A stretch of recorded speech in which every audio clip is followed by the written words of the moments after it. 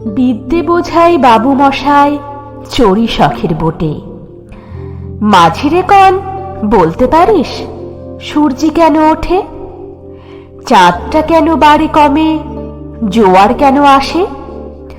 বৃদ্ধ মাঝি অবাক হয়ে ফেল ফেলিয়ে হাসে। বাবু বলেন, সারা জনম মরলি রে তুই খাটি, জ্ঞান বিনা তোর জীবনটা যে চারি আনায় মাটি।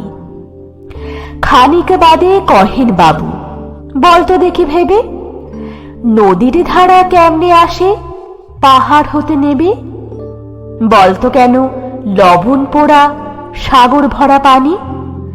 মাঝি সে কয়, হারে মশাই হত কি আর জানি। বাবু বলেন, এই বয়সে জানিস নি ওটা কি?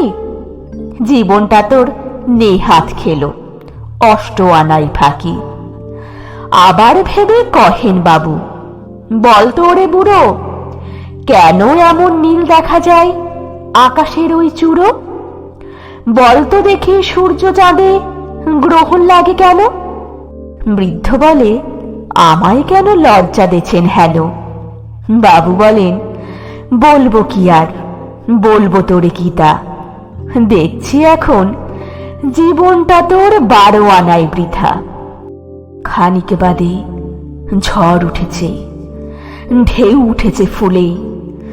বাবু দেখেন নৌকাখানি ডুবলো বুঝি দুলে। মাঝিরে কন, এ কি আপদ, ওরে ও ভাই মাঝি, ডুবলো নাকি নৌকা এবার, মরবো নাকি আজি?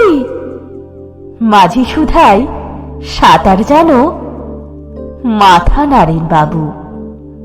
মূর্খ মাঝি বলে, মশাই এখন কেন কাবু?